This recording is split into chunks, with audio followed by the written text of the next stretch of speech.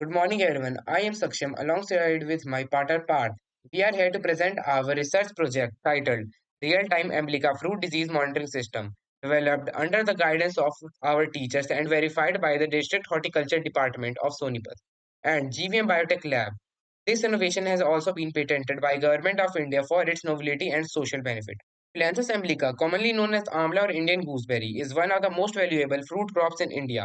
It is a rich source of vitamin C and is used as an antioxidant. It has a great medicinal and nutrition properties. Despite its importance, amla production still suffers from huge losses due to fungus diseases like rot, soft rot, and fruit rot. Farmers usually depend upon the visual inspection of amla crops, which is often inaccurate and leads to delayed treatment. Delayed treatment results in increased use of chemical fungicides, which in turn reduces fruit and yield quality. These infections can cause 25 to 30% fruit loss every year.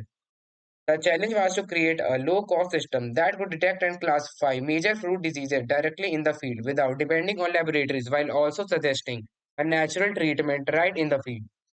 Our aim was to develop an real-time detection and classification system that can identify and recognize major amla fruit diseases using deep learning techniques such as CNN and YOLO V2, and to also suggest natural homemade solutions like apple cider vinegar and trichoderma biofertilizers as fungal inhibitors. Now let us see the working of our project. When we will open our app, we have to press the load image option. Then we have to select the AMLA image. Then we have to press the detect button, and then the YOLO V2 will ensure that the captured image is of amla fruit only. As you can see, it is marked as a square around it. Then we have to press the classify button, and this image will be sent to a CNN network, which will classify it as either abnormal or normal.